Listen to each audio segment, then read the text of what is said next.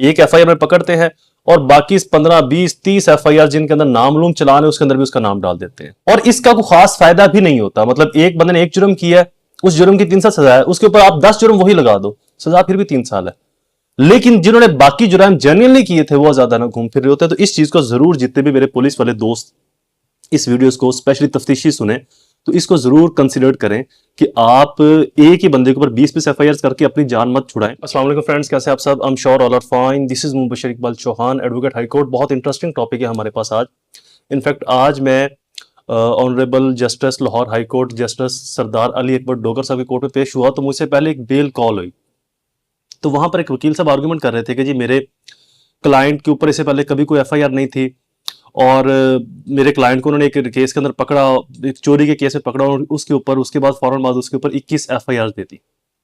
तो honourable justice साहब ने एक बड़ी खूबसूरत बात की, तो मैंने सोचा वो चीज भी आप तक पहुंचाऊं। अगर किसी ऐसे शख्स के खिलाफ सर्टेनली 20-30 एफआईआर हो जाए तो वो क्या करे, और चोरी का जो सेक्शन है ये क्या कहता है, इसकी सजा कितनी है। और आमतौर पर हमारे माशरे के अंदर जब पुलिस किसी शख्स को पकड़ती है किसी भी चोरी के केस के अंदर, आल दो उसने चोरी की है या नहीं की ये तो ट्रायल में साबित होगा, लेकिन पुलिस वाले पकड़ने के फौरन बाद एक एफआईआर में पकड़ते हैं और बाकी 15, 20, 30 एफआईआर जिनके अंदर नामलूम चलान है उसके अंदर भी उसका नाम डाल देते हैं और वो पर्चे भी उस पर कर देते हैं। इससे नुकसान ये होता है कि जब आप अपने केस में बेल लेने जाते हैं तो कोर्ट कहते हैं कि जी आप तो हैबिचुअल ऑफेंडर है, आपके ऊपर तो 10, 20, 30 एफआईआर हैं, तो आपको तो बेल नहीं मिलनी चाहिए।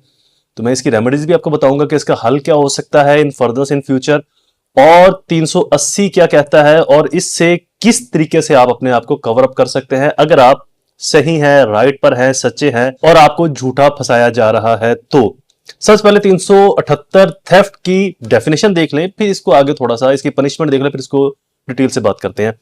378 theft, whoever intending to take dishonestly any movable property out of the possession of any person without the person's consent moves that property in order to such taking is said to commit theft। कोई भी शख्स किसी भी movable property को, movable property कौन से हो सकती है, ये सेलफोन मूवेबल है, ये लैंप्स मूवेबल हैं, ये हाईलाइटर, यानी कि हर वो चीज जो जमीन के साथ अटैच नहीं है, घर मकान प्लॉट नहीं है, वो एक जगह से दूसरी जगह हरकत कर सकती है। तो किसी भी ऐसी चीज को कोई शख्स किसी दूसरे शख्स की मर्जी के बगैर उसकी पोजेशन से ले लेता है, that is called a theft. अब ये थेफ्ट, रॉबरी, डिकेटी, एक्सटॉर्शन, ये तीनों चारों चीजें अलग अलग हैं। एक वीडियो में तो नहीं इनको कवर अप कर पाऊंगा क्योंकि और कुछ बातें हमने ट्रायल से मुतल्लिक भी करनी है, लेकिन इसके बाद एक्सटॉर्शन, रॉबरी और डिकेटी के ऊपर भी मेरी वीडियोस आ जाएंगी, उनको भी गौर से सुनेंगे, वो भी आपके लिए हेल्पफुल साबित होंगी। इन फ्यूचर आप किसी ऐसे झूठे मुकदमे से बच जाएंगे, चूंकि 90% केसेस के अंदर जो एक्सटॉर्शन, थेफ्ट, रॉबरी या डिकेटी के केसेस हैं वहां पर मैं ये नहीं कहता कि पुलिस वाले गलत करते हैं या गलत फंसाते हैं, लेकिन एक चीज जो अब तक मैंने अपनी 10-12 साल की प्रैक्टिस के अंदर ऑब्जर्व की वो ये कि मोस्टली एक डिकेट या एक चोर किसी एक केस में तो उसने डिकेटी की होती है, दूसरे केस में नहीं की होती, तो आमतौर पर उसको दूसरे केस में भी डाल दिया जाता है। नुकसान इसका क्या होता है? नुकसान इसका ये होता है कि जहां पर उसे चोरी या डिकेटी की है डेफिनेटली उसको उसके जुर्म की सजा मिलनी चाहिए, लेकिन जिसमें उसने नहीं की उसमें भी जब उसको डाल दिया जाएगा तो रिकवरी भी जीरो हो जाएगी, रिकवरी भी नहीं कभी भी हो पाएगी। और जिस एक्चुअल बंदे ने वो डिकेटी की है, जिस एक्चुअल बंदे ने वो चोरी, रॉबरी, एक्सटॉर्शन कमिट किया है, वो ज्यादा ना घूमता रहेगा और वो मजीद चोरी या डिकेटी करेगा। तो इसलिए लॉ ये कहता है, तो इसलिए principle of etiquettes, principle of ethics ये कहते हैं कि जिसने जो जुर्म किया है उसी को उस जुर्म में सजा दी जाए, किसी एक के ऊपर तमाम जुर्म ना लगा दिया जाए। मैं किसी भी क्रिमिनल को जस्टिफाई नहीं करता, ना ही मैं किसी क्रिमिनल को सही कहता हूं। हाँ, अगर उसने एक जुर्म किया है उसमें उसको सजा जरूर मिलनी चाहिए और इसका कोई खास फायदा भी नहीं होता। मतलब एक बंदे ने एक जुर्म किया है, उस जुर्म की 3 साल सजा है, उसके ऊपर आप 10 जुर्म वही लगा दो, सजा फिर भी 3 साल है। लेकिन जिन्होंने बाकी जुर्म जेन्युइनली किए थे वो ज्यादा ना घूम फिर रहे होते। तो इस चीज को जरूर, जितने भी मेरे पुलिस वाले दोस्त इस वीडियोस को स्पेशली तफ्तीशी सुने तो इसको जरूर कंसीडर करें कि आप एक ही बंदे के ऊपर 20-20 एफआईआर करके अपनी जान मत छुड़ाएं। माशरती वेट भी है आपके ऊपर एक माशरे के अंदर रहते हुए कि आप सोसाइटी को, माशरे को तभी साफ कर सकते हैं कि जब आप जिसने जो जुर्म किया है उसी को उस जुर्म के अंदर पकड़े और सजा दिलवाएं, ताकि माशरे से क्रिमिनल्स को कम किया जा सके। एक ही बंदे के ऊपर हजारों एफआईआर देने से आप सोसाइटी को नीट एंड क्लीन नहीं कर सकते। एनीवे, थेफ्ट की जो पनिशमेंट है वो 379 में है। Punishment of theft, whoever commit theft shall be punished with imprisonment for either description for term which may extend 3 year और with fine और both।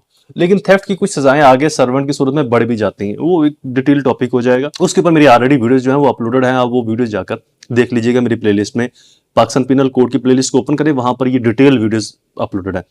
अब आते हैं अपने एक्चुअल टॉपिक की तरफ। तो ऑनरेबल जैसा साहब ने ये कहा कि जब आपके ऊपर एक एफआईआर हुई, उसके बाद दूसरी या तीसरी जब एफआईआर होती है या 20 एफआईआर हो जाती हैं, तो आपने किसी भी फॉरम पर कोई एप्लीकेशन, कोई दरख्वास्त गुजारी की, मजिस्ट्रेट के पास की, आपने सेशन जज के पास की, आपने हाई कोर्ट के अंदर कोई रिट फाइल की कि पुलिस वाले ये काम कर रहे हैं जिससे इनको रोका जाए, तो वकील साहब का जवाब था कि जी नो।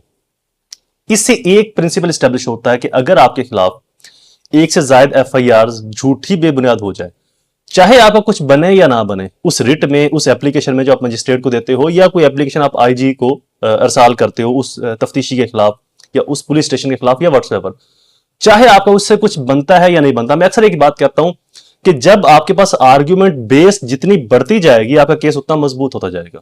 जितनी आपके पास आर्ग्यूमेंट बेस कम होगी, मतलब आपके पास दलीलें कम होंगी, आपका केस उतना ही कमजोर होगा।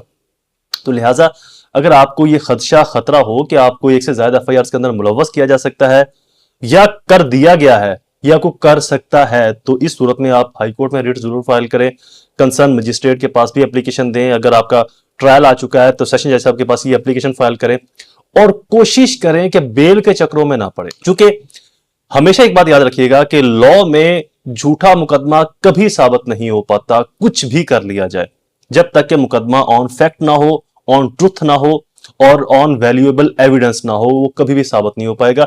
तो कोशिश करें बेल के चक्रों में मत पड़ा करें, आप डायरेक्टली ट्रायल के अंदर जाए, ट्रायल कंटेस्ट करवाएं, हाई कोर्ट से डायरेक्शन लेकर ट्रायल की जो लिमिटेशन है उसको 3 माह 6 माह में लेकर आए, ट्रायल के अंदर अपने आप को बेगुनाह साबित करें, बाकी उस केस में भी और बाकी केसेस के अंदर भी। ये जो आपके लिए ये चीज आपके लिए फायदेमंद साबित होगी। अपने आप को मजीद उलझनों में, बेलों में, बार बार हर केस में बेल लेने के अंदर अपने आप को मुलव्वस ना करें।